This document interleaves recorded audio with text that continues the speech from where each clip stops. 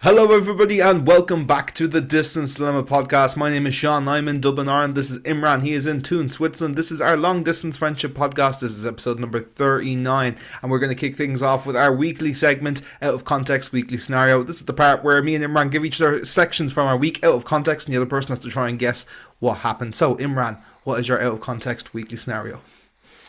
Irish gatherings. Irish gatherings. Okay. I mean, did you like meet up with a bunch of people from Ireland? Yes. Is that it? Like in an Irish pub of some sorts? No. No, was it with like work friends, or No. No. did these are your friends that you've known before, or did you like meet up? Did you just randomly meet strangers? It was my old roommates when when I first moved to Tuam. It was her dad because he came over originally when we were staying there. He stayed with us for like 2 weeks because he was on holidays, so we kind of got to know him and his family. So essentially, it was just all us meeting up. So yeah, you got it. But I'll give you the context of why it was kind of funny because I'd never been that present at a dinner table because we were having brunch, because it was like the first relation I had back to Ireland since I've been away. There was like nine of us at the table. Everyone's from Ireland except for one of the girls. She was from Portugal, and it was just like, man, it was, you ever like have, I don't know how to explain it if you're not Irish. It's like the crack that you're having at the table because it was just stories after stories after stories, and everyone was laughing. And the waitress came over and she was speaking English, just asking us how we all are. And then out of nowhere, she just like copped on that we were all Irish, and she started bursting out crying. And we were like, "What? Are you okay? What's going on?" She was like, she's just overwhelmed because she had lived in Ireland for like 8 years, and she'd moved away for the past 5 or 6 years now. And she said she was starting to miss it. She's originally from Romania, which is pretty funny. So Nicola was chatting away to her in Romanian as well. But it was a real like wholesome day, you know what I mean? Yeah, that Just sounds kind that of, sounds like even like the waitress being Romanian is like so yeah, full yeah, circle. yeah. That's what we were saying because she was asking like, "Are we all from Ireland and stuff?" And then we were like, "Where are you from?" She's like, "From Romania." And we were like, "Oh, Nicola." But yeah, it was a really like wholesome Look, Nicola, weekend you for do me. that as well. You do the Yeah, Romanian. yeah, Look. yeah, yeah, yeah. So yeah, yeah, it was really nice. Yeah, yeah. And yeah, so my one's kind of a bit more boring and wholesome this week Yeah, instead of. but it's really like that's like very lovely, you know. Mhm. It's a lot better than suicidal sheep. I'll give you that. Yeah, You know. yeah. And moving on, what's your out of context weekly scenario? Okay, so I had to justify my feelings towards Dua Lipa, Sabrina Carpenter, and Billie Eilish. You have to justify your feelings towards. We was playing a game, and it was like keep one and ditch the two other two, or was it No, kind of like no, that? No. no. Uh, is this because the Grammys considerations came out, so you had to kind of justify why Sabrina Carpenter was up for No. an award? No. Uh, Without so for context towards feelings, the feelings are not music. It's very much, how do I say, Appearance. appearance based. Okay, Yeah, in the right. least misogynistic way possible. By the way, I'm not. Love that. Love that from you. Try not uh, to get cancelled again. Thank you very much, guys. Thank you Yeah. very much for not cancelling me. All the Okay, support is very I'm much I'm appreciated. presuming you're playing like something like fuck, marry, kill, No. and no, okay. Were you with friends during this situation? Yes. Okay, Yes. so you're with Simone, Kelsey, and Adam. I was with Simone. Just Okay, me and you're with Simone. Simone. Just you and Simone, Yeah. and you're with some friends. No, just me and Simone. Just you and Simone. Okay, so Simone is my just you and friend. Simone. Yeah, she is. Yes, yeah. So just you and Simone. You are listening to music in the car, Yes. and Simone asked you that tricky question of who's your favorite of these three? No, but you're getting closer. Okay. Uh, or she like kind of asked you like, oh, what do you think of these people? Do you think these are good looking? Do you think these are hot? That old famous girlfriend question. Not really, but you're heading in the right direction, but not really. It's not so much like it's not like Simone's setting me up for a trap in that way, or she's not Okay, asked me okay, okay, a okay. direct like thing about uh these artists in that way. But Artists you're on the right versus track. Simone. You're on the right track. So you three are sitting together, or you're in the car together. You're listening to some music, and it was Sabrina Carpenter, Dua Lipa, and who was the last person? Billie Eilish. Billie Eilish. Um, I, I'm actually, You're I'm like, kind I of would say lost you're here. about 70, 75% of the way there. It's just kind of why I Was she have. like asking you to rate them? No. Okay, I give up. I give up. I can't. Okay. So, this was yesterday. I was in the car, me and Simone gone out for dinner on a little date night. And we were Lovely. driving home, and a Dua Lipa song came on shuffle. And I think I've said this in the podcast before, but I love Dua Lipa. I'm genuinely such a massive fan of Dua Lipa. Yeah. And like, I think what kind of came into the conversation then was like, Simone's co-workers think it's the funniest thing ever that like I'm so into Dua Lipa, but it's not in like a sexualized way. It's Okay. not like, everybody is into Dua Lipa in the sense that is Dua Lipa an incredibly good looking woman? Yes, absolutely. But I while I admire her good looks and stuff, I just genuinely really like her music, and we ended up having a bit more of a deeper conversation on like why Dua Lipa is a really good figure to look up to, because she is obviously, she's such a successful artist and businesswoman. She looks great.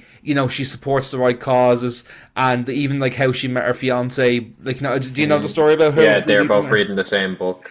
Yeah, so like Yeah. stuff like that, and then I then kind of was like, because, and I think so. What happened through that was like, we kind of were like, oh well, other like kind of like big female artists that like are in the same bracket of like, they're incredible artists in their own right, but often they're overlooked because of their looks, in a way, like, or because they are overly sexualized by a group of people, like, and that's where Billie Eilish and Sabrina Carpenter came into the mix.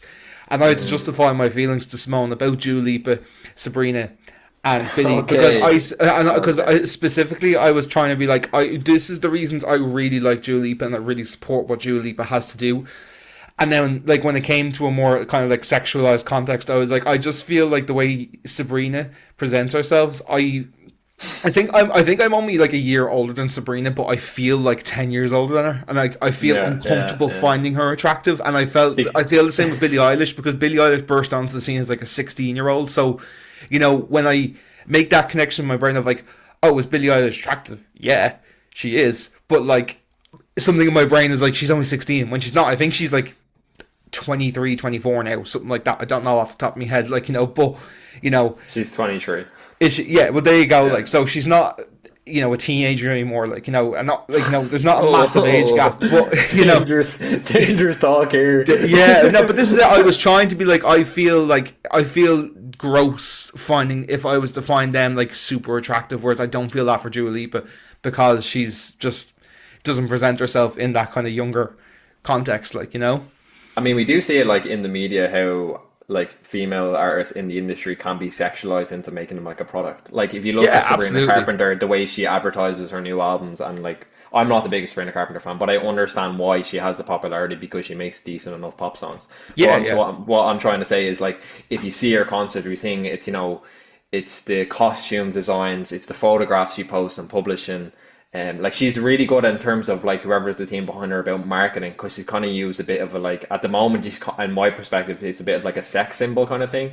But we Yeah. often see that with artists is whatever their marketing team and the way they push things. Like with Billie Eilish thing, it was the recent thing that she came out as that she's lesbian or she's bisexual. They used that to push one of her songs. And then I kind of understand what you're saying because they have such a huge platform as well, like Dua Lipa, Sabrina Carpenter, and Billie Eilish, like all massive artists, and I actually enjoy a lot of their music as well. Um, it's kind of like you would like compare it to someone maybe in the female industry that maybe is not. Like I would say, for example, like someone would be like Cardi B, who's always in the public eye for things that she probably shouldn't have been doing, like court or I don't know, I don't know. I don't be keeping up with Cardi B's business, but I get what you're saying. I can see your way around it without trying to add in too much about attractiveness into the situation.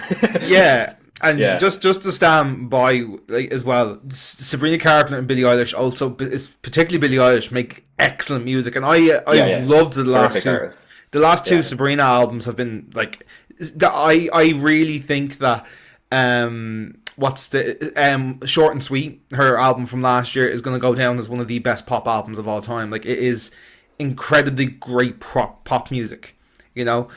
I'll stand by that. And yeah, she does definitely play into the kind of sexualized things, but like I also feel like that's her choice. Like, I feel like I think Of I've seen course. enough from like media stuff from before that album where it looks like that was Sabrina's choice. Whereas like I look at other female artists, and this was always a point of like hot topic when I was in college, because I would always, I don't know if I'd say devil's advocate, because I do strongly feel that like female artists don't need to sexualize themselves to make themselves huge. Like, I would look at Billie Eilish in that way. I'd also look at Taylor Swift. There's two huge, like, top five biggest artists in the world. Doesn't matter what's between their pants. Like, they're both incredible Mm, artists that write incredible mm. songs, and they don't do that to. And like, it's also not just a female thing. There's male Males to artists do that as well. sexualize themselves Yeah. as well. Like, Justin Bieber's Mm, a prime example of that. He mm, sexualizes himself 24, like every time he's promoting something. So, mm. yeah, just make good music. Is Yeah. the and it'll do No, well. I can see. I think maybe with the Sabrina Carpenter thing, it might be a hit back at Disney because she was a Disney Mm. actress growing up. That maybe she kind of uses that as a bit of fuel to like show, oh well, this was a situation I was explaining. I mean, everyone knows about the things that had went on behind Disney between Demi Lovato, Miley Cyrus, and many other actresses. So you can kind of see that maybe she's using that as like an industry push to maybe market herself pretty, which is, I think she's doing a great idea. Like, again, wouldn't be my type of pop music, but I can understand and I appreciate the art, and I express like that. I can see why she's popular, if that makes sense. Like, Mm. I'd be a big Billie Eilish fan. Like, I really think she's an amazing artist, and she kind of reminds me of like the Bjork of our generation, Mm. if you know Bjork. Yeah. So yeah, there you go. Did not expect you talking about female pop artists when we started the podcast. Yeah, we are a feminist podcast to our core. Yeah, You know, yeah, yeah, we're yeah. like, come here, man. Good music's good music. Who gives a fuck what's between their Yeah, pants? that's it. That's how I 20 look at seconds it. ago, he was saying that Billie Eilish was 17. Yeah, but the thing, Shaun. when she burst onto the scene, she was so young. So that's why I don't feel You like. sound like Micah Richards. Yeah, Did you burst onto the scene? Did you burst really? onto the scene. Yeah, there you But go. yeah, so yeah, that is our out of context weekly scenarios, folks, and we're going to move on to our topic for the week. Imran, this was your idea, so I'm going to let you introduce the topic for this week. Yeah, so kind of going off what the dilemmas were from last week, we spoke about film and movies, and if in another world, this podcast would literally be films and movies if me and Shaun were at home. Is that the Um, topic, or is that the current no, affair? that's It's a little uh, that was a little sneaky preview as to what's to come later in the episode. that was a little preview, and I just realized my brain went completely off topic there. Excellent foreshadow, Imran. Thank you very Yes, much for that. thank you, thank you, thank you. No, the topic of this week is the culture of the gym, and the reason is because I've took a break from exercising for about 3 to 4 weeks. I just was unmotivated, and I found myself kind of getting back on the verge of that. So I kind of wanted to like talk about joining the gym at a young age, and then kind of like the different situations you find yourself in different gyms and stuff. And I know Sean's have been actively in the gym now for a good couple of months. Fair play to him losing the weight and stuff like that. So, what I wanted to ask you would be like, what's your first impressions of when you joined the gym, when you were in school and stuff like that? I think like when you're in school, like the thing that from my experience, or like from what I hear from most people as well, is like I think everyone thinks that everyone's going to be looking at you, or like it's a very kind of like self-conscious thing of like, oh my god, like what, like people, if you're fat or if you're not in shape, people are going to look at you. The people who are in shape are going to look at you and go, oh, stay to him, blah blah, whatever. Whereas like this, like one gym session will tell you nobody in that gym gives a fuck about you. Everybody in that gym only gives a fuck about themselves. You Hmm. know, that's like the first thing that would come to my head on that. Yeah, kind of the kind of opposite of that then would be like when you're at a young age, you kind of have like the masculine, guys who've been going gym since they've been like 15 and then they kind of think they own the gym. So like Mm. say for example if you're a 16-year-old lad or 17-year-old lad and you're using a certain weight, they, might stand in your way or take it without asking or like situations like that. Like I've only experienced it a handful of times where like guys would come over and they would try to like show you and advise you how to like lift the weight. I mean, Mm. I've no problem with that. Like if they're coming from a place where they're trying to teach me how to do something correctly so I'm not injuring myself, but then it's also like it's how they phrase things can be a big thing because I've seen it before like where lads have came over to me and they've been trying to like show me how to do it and instead of like being like oh, you should try this, or you should try move your arm in a certain position, or slow the speed down. It comes across as more like, oh, let me show you how it's done, because I'm the boss and Yeah. I'm not great at lifting. So I've kind of They're seen, mansplaining to you yeah, in that's that. kind of like the masculine energy side from like at a young age that you can experience it. Mm. And you see it in like often like in sports as well. Like I remember like I played GA growing up and then I was kind of aside from the gym, but growing up and I moved up to the first team, like the senior team at a very young age. Like I was definitely the youngest on the team by far. I was 17, 18 at the time. And like it was really difficult for me to like find kind of like a group to fit into. And like that often is a big problem in like sports, like depending on if like the younger lads, that's kind of like on the older lads to like take the younger lads in and Mm. kind of make them feel a bit more welcome, which I definitely experienced like 5 or 6 times growing up, that it can be hard to do that. Especially in gyms as well, where like you might be like you're saying, like I was saying there with the masculine energy. I don't know if you've experienced that or like talked to your friends about anything like that before. Yeah, I've not had a lot of people like stop me and be like, "You're doing that wrong," like and try and fix it. Now I'm sure I definitely have been doing things wrong. That's not me being like, oh, I do everything correctly in the gym. Guarantee I absolutely don't. I had it when I started. I can only remember it happening to me once, and that was in when I started like my recent like weight loss slash gym journey, whatever. And it wasn't even like what I was doing, it was more the equipment that I was using. I was doing the bench press, and in the gyms that I'd been in before I was using the clamps to stop the weight Yeah. from moving off while you're lifting Hmm. if your thing is uneven. I was basically using those, and a fella came up to me and was like, "You don't need to use those on this machine because it was one that had like a bit of support on the machine." So he was like Yeah. that'll automatically stop you if it does start to tip. And I was like, okay, grand. That's the only experience I've really had with. Hmm. And I was actually, do you know what? I was slightly on the opposite end of this a couple of weeks ago. I was in the gym, and for whatever reason, in my gym, like there's like 10 treadmills, and like 4 or 5 of them are all like out of service at the moment. Like so the treadmills are always packed. Yeah. And I know myself that like it's a bit of a weight to get on there. Like sometimes, like and like I want to do treadmills last as well, like because I want to like sweat out and then like go and have a shower, like. But anyway, I was on a treadmill and I was in the middle of one of my runs and I saw somebody had been waiting to get on a treadmill. They got on the treadmill and it looked like they didn't know how to start it up. The way sometimes when you press stop and it goes to like a sleep mode and you have to basically turn it off like low power mode and then turn it on. Yeah. Yeah.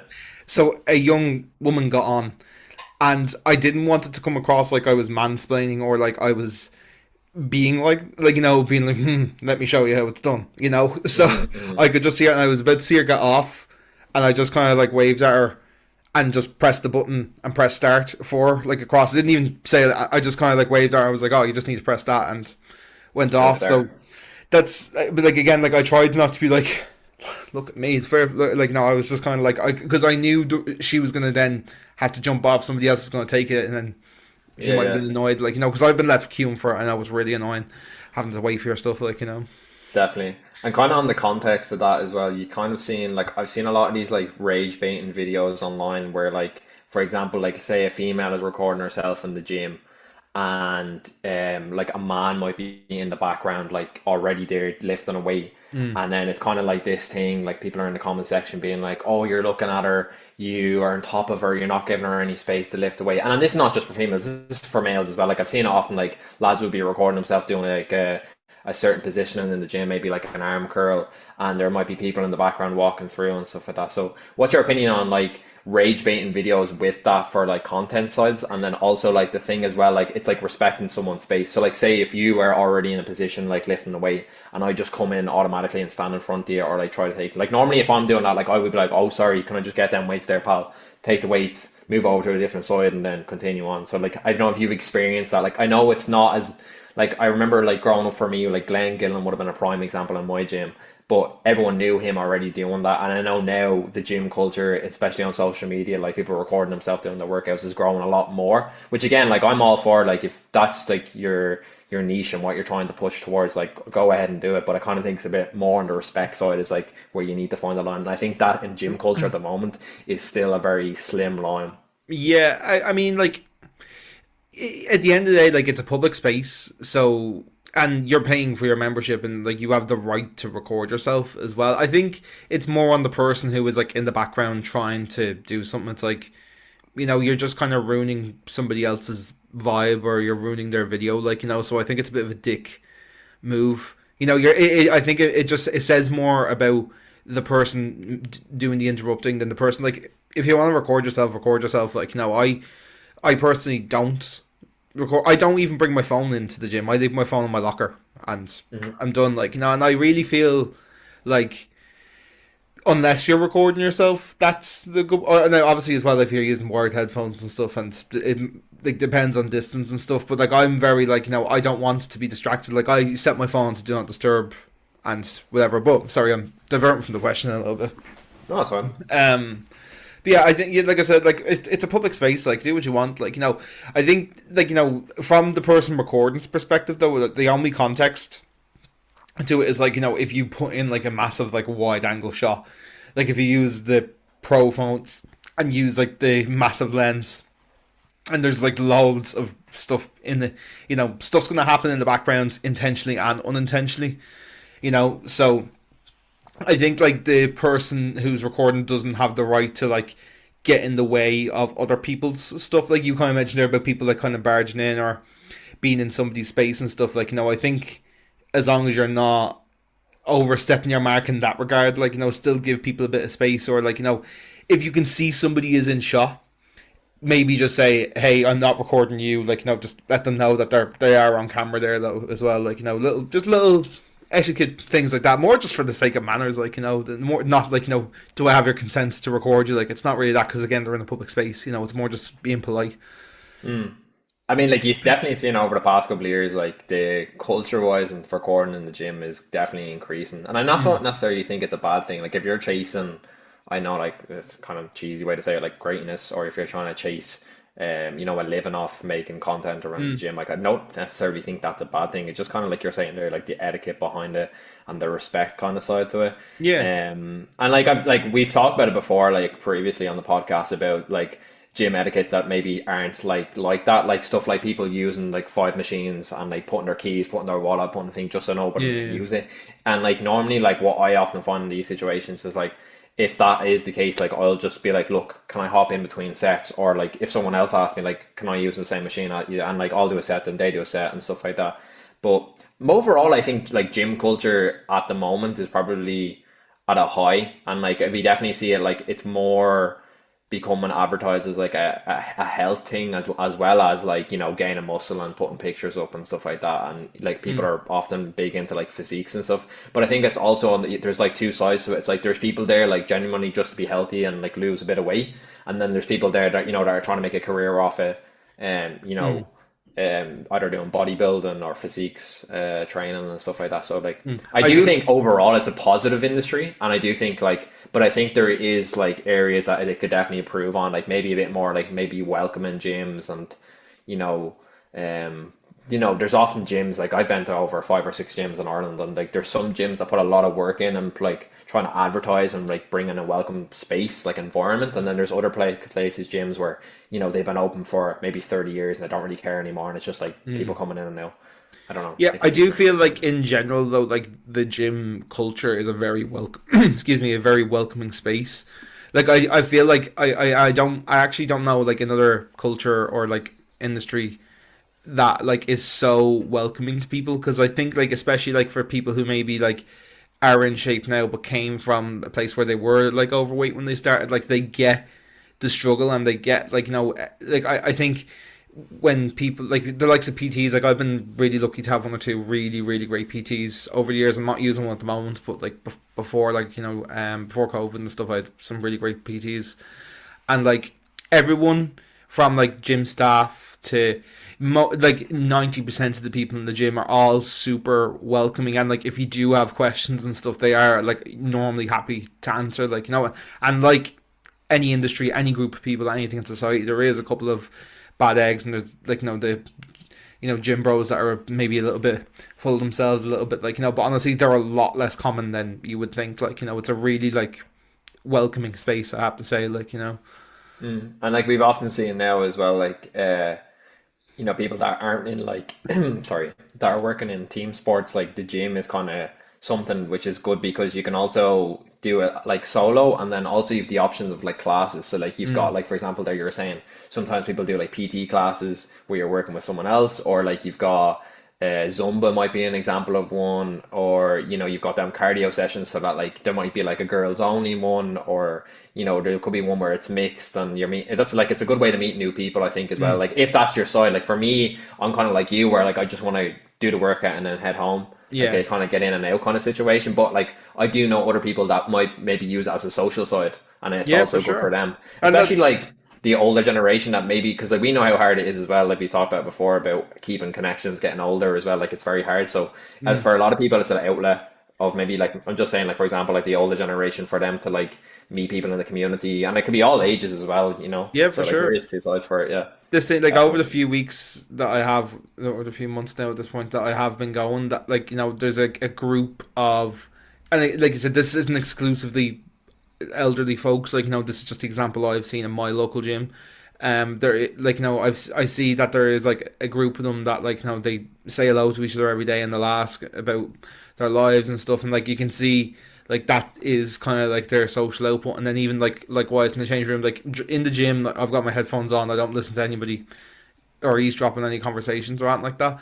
But like when I go into the change room, I'm in the showers and stuff, like I wasn't like hear one or two of the lads, and like they're having very you know oh, the weather's lovely, went Yeah, out for a yeah. point of the weekend, like really The like mundane nice conversations. nice Yeah, chill simple conversations, like but like you can tell that's like a good outlet for them in that definitely. way. Like like I've like often thought, and I don't mean this like in like a demeaning way at all, but I've often thought like, oh, if that was my granda going to the gym, that would be nice. You like, I'd be yeah, happy that's the happy. environment that he's in, you know.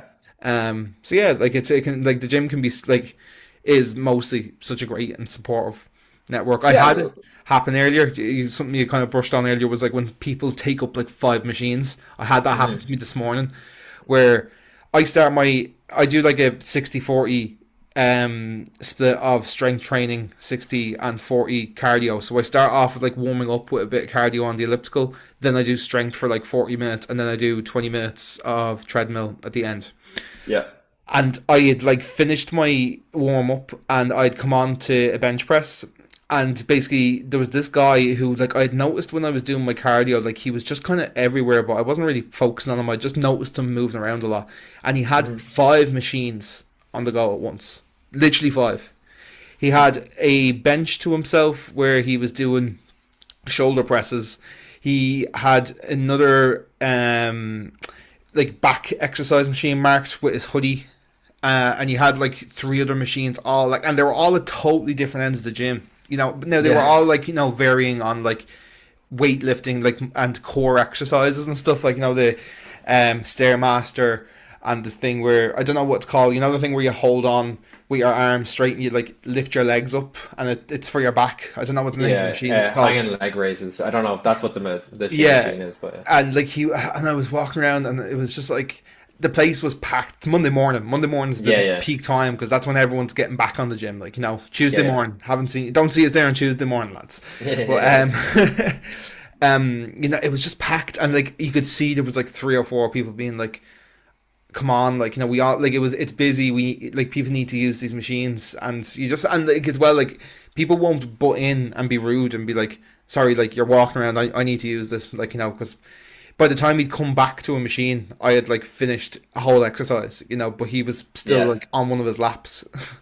I understand, yeah. It's Like so that is something frustrating. that can be frustrating, especially when you're like on a time period as well. Like especially Yeah. Monday morning, most people are probably either going to the gym before work or they've got like a lunch break that maybe they can do like a half an hour, 45-minute session and then go back to work. So Yeah, it that's can be a exactly bit what I do. frustrating. It's Yeah, like it I get up and I have to be back. Like I know I have to be in the showers by 8:30. If I'm not in yeah, the yeah. showers by 8:30, I'm gonna get caught in the school traffic, and then I'm gonna be late for work or like be late getting home. Like thankfully it doesn't happen often. Like, but it has more often than not happened because people are the machines aren't free. Like and that's how you avoid stuff like that. Yeah, overall, I think the context of the gym is definitely more of a positive side, but there is Mm. like etiquettes that maybe can be improved like that. But I Yeah, think but that's more on the people that are attending the gym rather than the yeah, oh yeah, yeah, for the sure. environment of the gym. I think overall the environment of the gym is tends to be good. Like it, there is situations maybe that some gyms might be a bit intimidating for new starters and stuff, but again, that's on the staff, not the environment of the gym. So yeah, that's just something that I wanted to touch on this week, and yeah, What happened enjoy to you that. in the gym this week that made you want to vent? That. Honestly, nothing. It was just kind of like I was on the way to the gym, and it was my first time going back to the gym after having about 3 to 4 weeks off of like no motivation to work out and exercise and stuff like that. So Mm. I've kind of been like trying to hop back on the wheel of like, okay, like I took the piss for too long, and now it's like, Mm. get back on the horse again and give it another go. So yeah, Yeah, that's I, what kind I of my was. I found it like weird that like last night we got back from our date night and we went to a pizza place. So I've not like not been eating bread, but I just like kind of defaultly not been eating it because I haven't been intentionally not eating bread, but I kind of just found myself not eating a lot of bread because bread's quite high in in calories for carbs. what it Yeah. is.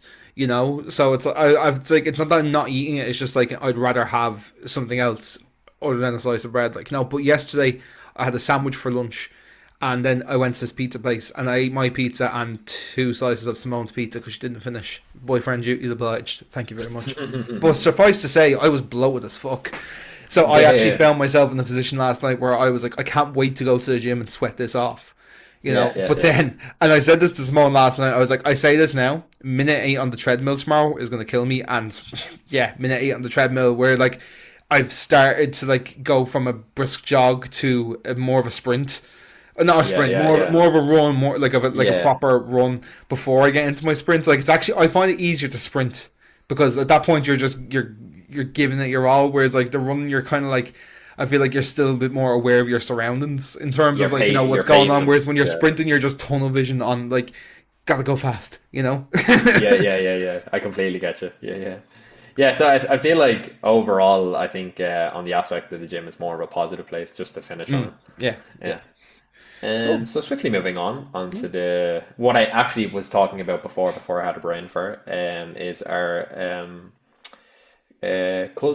pop culture for the week. Sorry guys, I'm having a brain fart here again. Current affairs slash pop Current culture. affairs slash pop culture, and I'll let Sean start it off because he has something he wants to bring up. Yeah, so kind of circling back on something that we talked about at the end of last week's episode, we had a query from an anonymous dilemma from somebody who was looking to see how they could get into some TV shows and movies in best ways, and I kind of put that into practice last week, because anybody who has probably listened to the podcast going up knows me and Imran are big fans of Breaking Bad, big fans of Better Call Saul, and the writer of those two shows released his new show. So taking our own advice of being like, okay, what do the crew of this do next? That's kind of following down that rabbit hole of what we were talking about. So I watched Pluribus over the weekend with Simone, which is the new show from Breaking Bad creator Vince Gilligan, and it is phenomenal. Like it is such a great show, and at this point you're probably going to say to me, "Oh, well, give us a synopsis of what's the show about." No, I'm not going to give you a synopsis. It's one of those shows, one of those pieces of media that's quite rare, where the less you know going into it, the better. Really, like, do yourself a favor. Do not watch. Well, maybe the trailers. I watched the trailers before. They don't really give away much in the trailers on No. purpose. And Vince Gilligan in interviews has been very vocal in saying, "Go into this knowing as little as possible. Don't read reviews. Don't go into comment sections about it. go on and have a look at Pluribus. It is genuinely probably one of the best pilots I've ever seen. It's up there with, Breaking Bad, Lost, and those sort of level of pilots where you're like, oh, this is gonna cook, or Squid Game is not, like when people watch Squid Game and you're like, what the fuck, this is mad, like, and you're on the edge of your seat going, like, it just keeps getting a bit crazier and crazier, like, that's what the pilot episode for Pluribus is like. It's genuinely brilliant. Rhea Seahorn, who is Yeah, I starring was in about it, to say that. I is was actually happy brilliant. to see that she was casted again. Big fan of her. Loved her in Better Call Saul. Yeah. And it's kind of like it's kind of the show is coming at a good time in the year of kind of looking at that kind of Mm. dark comedy, psychological drama, sci-fi area within the industry at the moment. So I feel like Mm. in terms of like dropping, it's good, and the way that the episodes are being, correct me if I'm wrong, but they're being released weekly. Yeah, so you have two episodes that were Yeah. released on Friday, just gone. By the time this podcast comes out, there'll be three episodes up. So yeah, it's on Apple TV Plus for anybody, and I know people. It's not the most common streaming service, but if I could also recommend, subscribe to watch Pluribus as it comes out every week, and also check out Severance, because Severance is Severance is also brilliant. Yeah. fucking. Did you watch it? I didn't know if you. Yeah, finished it. Completely Oh, finished it. Yeah, yeah, fucking ages ago. Severance is like, it's mind bending, but it's really fucking good. You know, Yeah. you It's have to. very It cool is one of those concept. shows though Yeah. that you can't watch like while it's on in the background. You have to concentrate while it's on. Pluribus, I would say, is probably going to be going in the same direction. But most of the stuff that Apple do was just really, really good. Yeah, they're actually Apple is I think very underrated in terms of like the films and kind of the style of films they bring out. Mm. They've kind of stepped away. We were in a kind of a loop for a while of kind of artsy made films in terms of like it was very theatrical dramas that were being released, and now we're kind of going back into this like sci-fi dark comedy era, which I'm kind of really enjoying. Like Severance was a prime example there, you said, and now the new one that's just been coming out with Vince Gilligan's what's it, the plummet is it called? I'm sorry, I can't Pluribus. even, Pluribus. Sorry, Yeah, I'll be checking out next week once I it's finish my current show. it's so Um, so good. Yeah, yeah, so like that's our it's weird like not being like, oh, it's about this, it's about that, like throwing a pitch yeah, out, yeah. because like it's one of those shows where if you don't know anything going into it, you're gonna get rewarded for it. Like it's so. Yeah, it's like I just it's hard know to kind of. Sean is dying for me to watch it so we can talk about it. Like I can just see Yeah, it in his see, face, like and we he's probably just won't like, talk about it on air because, like no, I've been no. saying, like you want to know as little as possible going into it. Yeah, so that's our TV recommendation, and then for me, kind of touching on the same thing, but looking at it as a film, I watched Guillermo del Toro's new Frankenstein movie that just dropped on Netflix last night, and I thought it was brilliant. Have to say, it's done again similar kind of to like an artsy book writing kind of follow through during the film. And it kind of shows an opposite side to maybe how most people would look at the kind of horror drama style of Frankenstein. And kind of like Mia Goth kind of touches on it. She's one of the actresses in the film. Oscar Isaac and Jacob Elordi. The way that the film is formatted, it shows a very like humanistic side to Frankenstein. I don't know if you probably don't know if you know about Frankenstein, about how he was formed. You know that he was put Mm. together by different. I won't go into too much, but like this is common knowledge anyway. Put together by different kind of body parts of different humans, and that's how he was created. But it kind of looks at uh, the style of film going back towards more like kind of Pirates of the Caribbean kind of style, which I really enjoyed. So highly recommend if anyone hasn't been out there and heard about it. It's been getting very, very a lot of great reviews, and was very impressed by Jacob Elordi as well.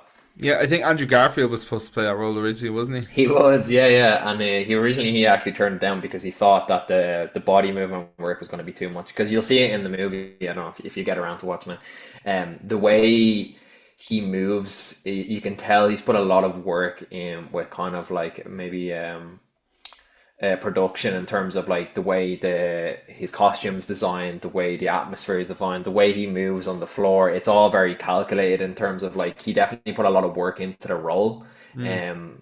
That maybe it's kind of different to like the sort of Frankenstein that anyone's seen before. It was kind of like another kind of example, like kind of to compare that would kind of be like there's been many films done before, like about Elvis, and it was just interesting to see what's the actor's name? Austin Austin Butler Butler. style of it. Yeah, Austin Butler's kind of the way he adopted his kind of style on the character. So yeah, definitely recommend it. Big fan of the director as well. So yeah, check it out. Yeah, I've not actually seen any Guillermo del Toro films, funnily enough. I know The Shape of Water won Best Picture, and Pinocchio was meant to be great Yeah. as well. He's just a director I haven't gotten around to yet. I'm sure. You know what? Actually, you've seen Hellboy. No, not seen it. Have you never seen Hellboy? Oh yeah, you like that. Yeah, he's done Hellboy. He's done Pan's Labyrinth. Have you ever seen that? That's a great movie. Yeah, I saw Pan's Labyrinth. Yeah, David Bowie. Pacific Rim. That's not so good, but yeah, he's a Mexican director, but he puts a lot of detail into like things in his movies that I find interesting. So definitely check him out. He's kind of I think he's kind of like coming into his prime now with his filmmaking styles. If you got, I'll ask you a question like kind of off topic here. Like if you had to work with one director, like maybe for advice on like watching movies, who would you say? For specifically for watching films, Yeah, for watching films. I I'm asking. would probably say Quentin Tarantino, which Yeah. I'm not a huge What's surprising Tarantino for you to fan. say that? Yeah. Yeah, I'm not a big fan of Tarantino movies. I only really like two films by Tarantino. Like I'm like people, you know, I have a lot of eyebrows raised when I says I really don't like Pulp Fiction. Don't get the hype of Pulp Fiction at all. Reservoir Dogs, not too into it, but I really I say that right, but it was in my letterbox top four at one point. Django Unchanged is like a Amazing. masterpiece. Amazing. And Inglorious Bastards as well is brilliant. Amazing. It's excellent. I feel like whenever I watch interviews of Tarantino, while I don't love his particular films, every time, like when he talks about the process of the movie, he knows what he's talking about. So I feel like in that context of like, oh, who would you want to, you know, like guide you through how you should do films? Like I agree with most of the things that he says. It's just normally the type of films that he writes. They're not always to my particular taste. You know. Yeah, yeah. What about you? It's definitely like Tarantino's like a kind of styling in terms of like film, if you like it. Like if you like gory, if you like more action packed kind of based off Japanese thrillers, like that's the kind of guy you would go down. But I feel like if going with Tarantino, it'd be a good idea to get, because you're getting different styles of movies that maybe you haven't watched before. For more of like a mainstream guy, I would go Martin Scorsese, because he's worked on so many projects. I feel like he would have a vast load of information. And then like an underrated one would be Danny Boyle. I don't know if you know of Danny Boyle. He's a very famous English director and producer. Like, but he's done a lot of films that I really enjoy. Like he worked on Slumdog Millionaire as another great example there. And he brings a lot of character. He was Trainspotting, wasn't he? Yeah, he worked on Trainspotting. He did the 28 weeks later, 28 days later. Yeah. But he has a very like vast way of looking at like different kind of sides to film. He actually did the film Yesterday, you know, the one based off the guy who finds the he basically says that he made all the Beatles songs and he becomes famous off it. So check that out if you haven't seen it. It's a good yarn. That's like a good, like, no, I don't mean this in like a demeaning way. I mean this in like the nicest way possible. It's a great TikTok movie in terms of like you can like you could watch that whole film on TikTok scrolling through. Like it's very I don't know, something about how it's shot is very that it just gives that sort of vibe to it. Like, you know. Yeah, definitely. There's a great Danny Boyle movie called The Beach with Leonardo DiCaprio, and I highly recommend it. It came out in like I think it's like the 2000s. Don't know if you've seen it, Shaun, but honestly, it's such an out there movie, and like you learn a lot while watching it, like just about kind of like the idea of like living off on this island. You know, like people say, I'd love to live off an island away from people, and the kind of that kind of style. So definitely check that one out as well. So that's kind of all we have on our pop culture section for this week. Sorry, it's something that just shot to my head that we didn't plan this out at all, and I know we have to move on as well. But something I saw which was really interesting was they've wrapped on filming for season 3 of the live action remake of Avatar: The Last Airbender. Yes. Which season 2 I believe is coming out in like February or March next year. Yes. and they approved season 2 and season 3 at the same time. So I think they shot them back Class. to back, but season 2 is obviously going to come out sooner. Yeah. But I Season just one was thought that great. was really exciting for anybody who hasn't seen the original. Yeah. It's just like, honestly, like I would put it in my top 5 TV programs ever. Yeah, It's the animation is amazing. The live action season one is brilliant. Do not even bother yourself with the films. They are terrible. I've not actually watched any of Um, the films. I didn't finish Legend of they Korra either. I finished Legend of Korra. It's also good, but it's it's because it's kind of like with Breaking Bad and Saul. It's a different like there's two different styles there, which Yeah. like you can appreciate things from both. What where Avatar, you're basing off a character that was just in it, and they have their own arc, and it's kind of about her. So I didn't enjoy it too much, but it's okay. Like I'd recommend to watch if you're a big fan of The Yeah, Last Simone's Airbender and watched it. stuff. Simone enjoys it. It's Yeah, it's one I probably will get to like once I've ticked off some bigger shows, yeah, yeah, of on course. my to do list, I suppose. But I just thought that Yes, was really interesting news, and I think yeah, yeah, it's very on brand for us. yeah, yeah, yeah. Love that, love that. Yeah. All right. So moving on to your distance dilemmas, guys. This is the section where you guys send us in your dilemmas, and we are going to read them out anonymously. Just to stress once again, like I do most weeks, I have no idea who sent these in. Imran basically will get these from people, and you can send them in to us at the distance dilemma pod at gmail.com, or you can DM us on Instagram. It's all totally anonymous. And yeah, we will read it out. Like I said, I have no idea who this is. Imran will then reword it and jiggle up and throw it in the middle of a random mix, so we don't know what sequence they're coming in. So it's not like, oh, this was came in last week, two people sent in last week. We've no idea when this person, who this person, why this person. Anyway, I'll let you take it away, Imran, Yeah, and we can read out the first of your guys' dilemmas. perfect. So the first one, I thought I knew someone, how wrong I was. I lost my trust in this person. Trust is a very sacred thing to me. I miss their intellectual communication, but have no trust in them anymore. Should I distance myself or continue the conversation? It's a tricky one. I saw this one Yeah, and yeah. I sent it in, and I thought there's a lot of things to like digress in what they said. Mm, Kind of looking at the first one, like I thought I knew someone. How wrong was I? Like I think that's something everyone can like say they've experienced. Like mm. me personally, like I've definitely had situations where the person that I thought I knew, or like a friend that I thought I knew, like switched up and kind of showed me their true colors. So I can see like where they're going with that already. And then to say that they've lost the trust in someone, like me and Sean talk about how big trust is in not only relationships but friendships as well. So yeah, I don't know if you have anything you want to speak on that first part. There's a lot of to digest there. Yeah, I mean, like, it's. I think the big thing is there, like, you're saying trust is such an important thing to you, the person, Personally, yeah, you know. sacred, yeah. So I think, like, with that, like, if this person knows you as well as it kind of is coming across in this message, they should know that your trust is such a big thing to you, and to go against that would cause some sort of harm or some sort of bother to the relationship. Now I could be totally wrong on that. Like, they might just be a coworker or someone from college or something like that. But the vibe I'm getting is this person knew you really well, and they knew how important trust was to you for whatever reason. Like, maybe based on previous experience. Like, I think especially if somebody has seen that context to it of like, oh, based on experience, this is why trust is a big value to me, and then for them to break that trust Hmm. is a problem. Like, I don't know. Like, I've said it before. Like, we this kind of came up about families a few weeks ago, and like breaking off connection. Like, should you distance yourself from someone? I don't know if I would like actively be like, I'm pushing this person away, but like I would definitely like be not like, initiating or starting conversation as much with them for sure.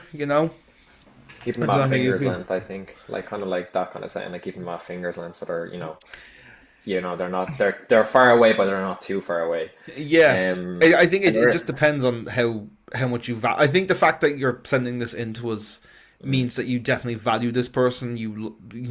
Like, in you some care about form. them in somewhat or manner, yeah. Yeah, like, and that's why you don't want to distance yourself. in some way, I think for me, honestly, it's like a bit of a middle ground between the two. I don't think like well, like cutting again. It depends on the scenario. Like if it's really Mm. severe, like when they've really like breached trust in some way, like maybe you might want to cut off communication with them. Mm. But does that solve There's anything? That's the big that's question. that's another way of looking at it. Does it solve the issue that maybe that you're feeling with them?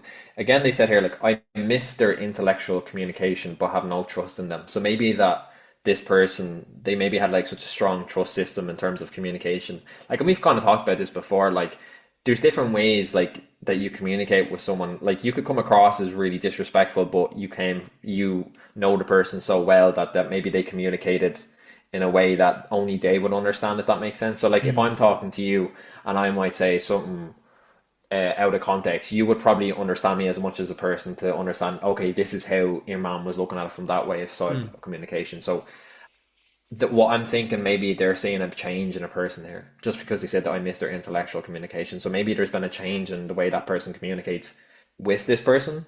And I think that's what they feel like, that's where they lost the trust between them. So maybe like it might be a good idea to have a conversation and say, look, I always used to think we used to communicate great together, but in this certain situation or what I've noticed over the past while, that's what's been affecting me, and maybe like that could be the issue that for them to resolve. Just playing devil's advocate here, like again, we don't know the Mm. context of the situation, but Yeah. someone sent this in, they thought this is might be a way to look at it. So maybe it might, if I had to give an example of maybe how I would address the situation, I would just say maybe speak to them and say, look, this situation or these couple of conversations that we've had, this has been bothering me, and this is where I felt like I've lost trust in you, and then you can communicate that way from each other. Again, this is Yeah. just me looking at this situation and trying to make my own kind of Yeah, idea of it. I I don't know if you want to totally say anything. agree with you. Like, and Yeah. I think like if this person is as important as they're coming across to us, like they will respect your opinion or your feelings, and they will if they are somebody who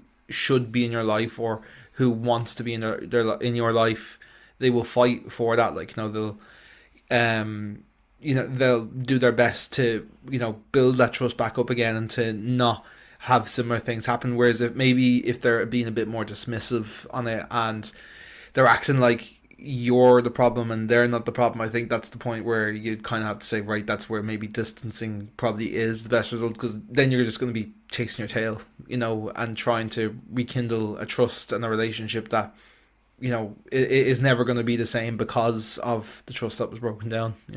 Yeah. Completely agree with you there. Completely agree. Cool. Yeah, so I think that's all we kind of have to talk about that. I think definitely of this person, maybe just think a bit on what you feel most comfortable about. So either you decide yourself that maybe if you need the distance now and want to come back to the situation at a later time, do that. Or, maybe you feel like you need to have the conversation now. That's all on you. I think take time to think about it, and don't just put pressure on yourself, make it an hour or one day. Take a week, take 2 weeks, talk to someone maybe a bit that you need a bit of voice about the situation. So yeah, Mm. and moving on to our second point. So I've grown out of connection I've had with my best mate over the years. I still have love for him and still get on with him very well. However, over the past 5 years, he's been more of a shit friend than a good friend.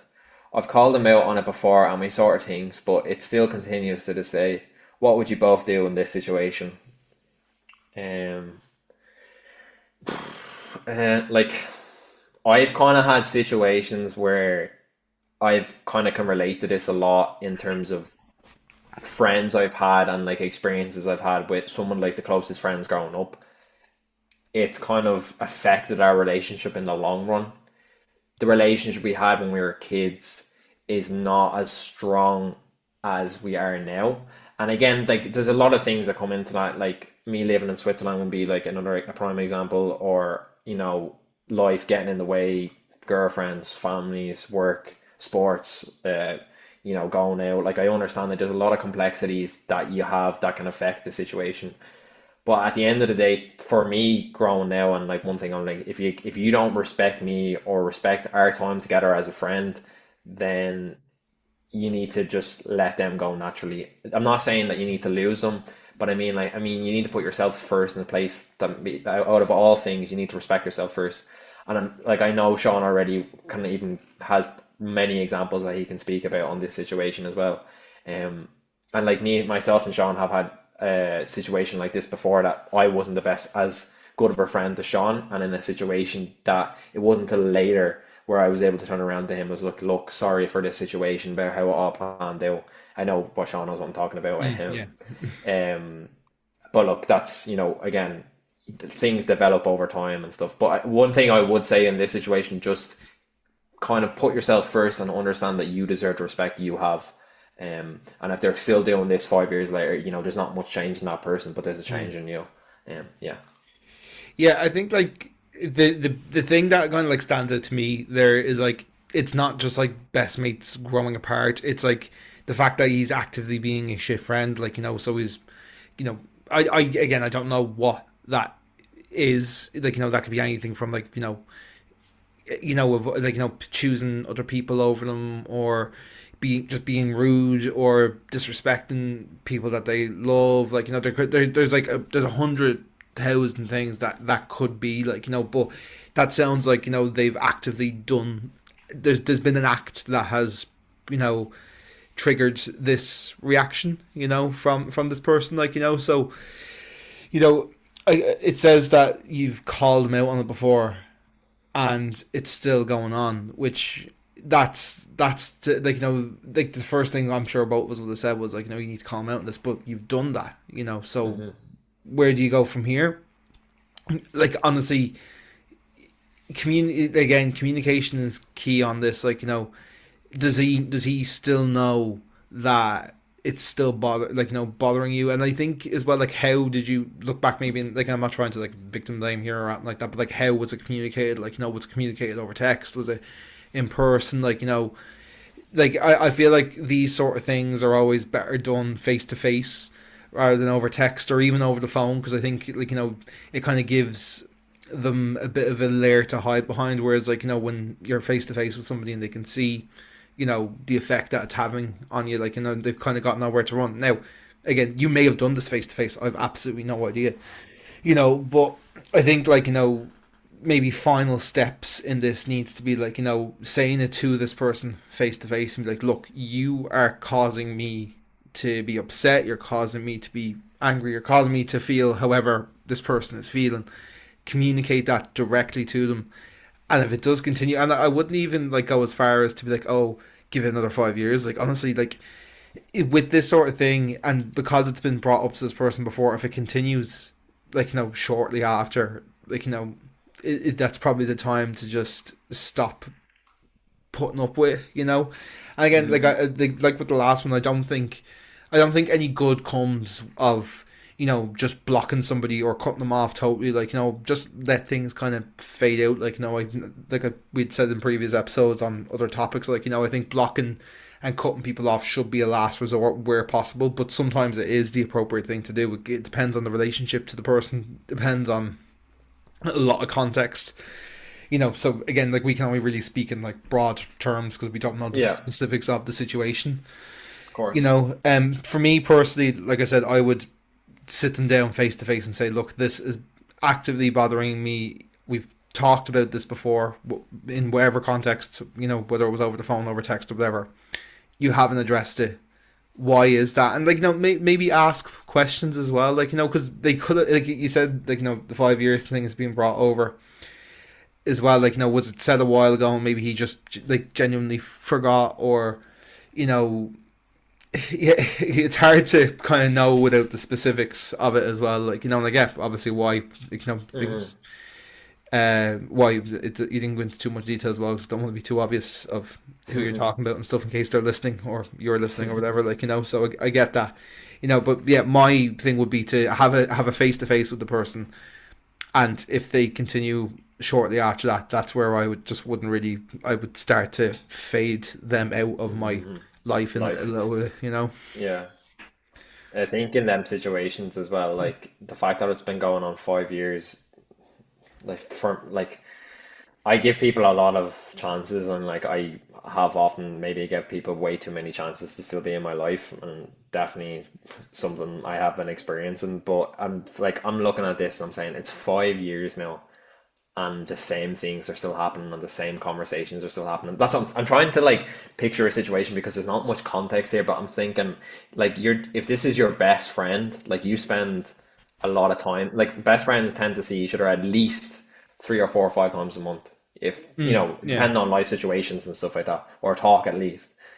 I feel like if you're not having this conversation in person and being like, look, this is bothering me. If you're not going to change, like you might have to bring this to a situation where they have a choice. It's like, you're either going to change and this is disrespectful to me and you change that and want to keep our friendship going, or you're just going to be naturally faded out of their friendship or life. So Yeah. I think, again, for me, biggest thing is put yourself first, understand that what's important to you, and if they're not respecting you, there's the door.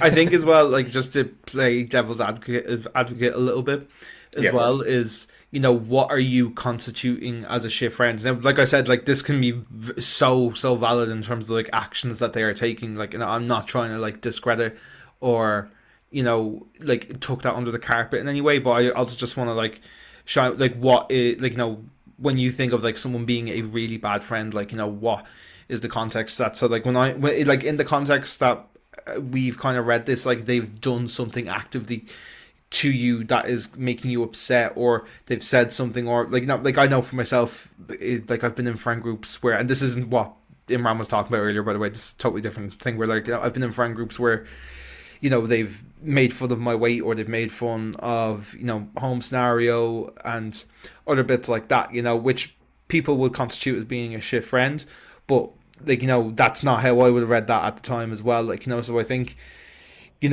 when you're saying shit friend, like are you picking that up as like, oh, we're not seeing each other as much, or they're not replying to me quickly, is there like like a common something that kind of popped into my head what I wanted to say as well, is like, is it maybe a case of like they're spending a lot of time with another friend group, or another, like their girlfriend or their boyfriend, or anything like that, is that what you're constituting as a shit friend? Because if it's that type of thing, then the goalposts do shift a little bit, like and you kind of have to say, right, okay, well, like life does move on. We've talked about this quite a lot in other podcasts, so we won't go into it too much, like Want too but much, life but yeah. does move and priorities change and stuff like that. Again, I'm not trying to like brush over the victim of this all, I'm just trying to play devil's advocate a little bit.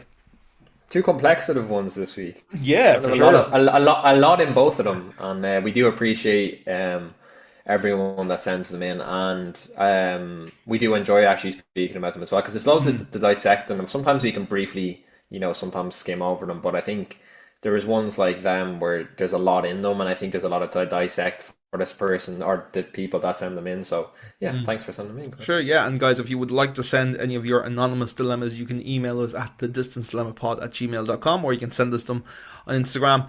If you want, like I said, they're all read out anonymously. Like me and Imran don't know who sent that in.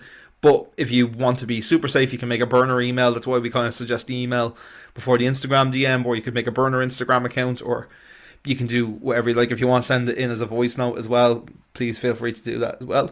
And yeah, I think that is probably where we're going to be wrapping up this episode of The Distance Dilemma, Imran. I'll let you, Perfect. kind Yeah. of So say goodbye to everybody. I don't know. He was like trying to. I was like, "Am I doing the Nah, I'll outro?" do the outro. Just, I Yeah, didn't yeah, want yeah. to just like cut you off and be like, He's right. like, pressure on. Don't even let me know. Yeah, thanks for sending in, guys. Your dilemmas. Been really enjoying the episodes recently, and yeah, looking forward to next week's episode already. Okay, guys, thank you very much. This has been episode number 39 of The Distance Dilemma, the long distance friendship podcast. My name is Shaun and I'm in Dublin, Ireland. This is Imran. He is in Thun, Switzerland. This was episode number 39 of the long distance friendship podcast, The Distance Dilemma. I kind of repeat myself there a little bit. But anyway, thank you very much for tuning in. We will be back next week at 6 a.m. Irish time, 7 a.m. Central European time, every single Monday. Thank you very much, and we will chat to you again next week.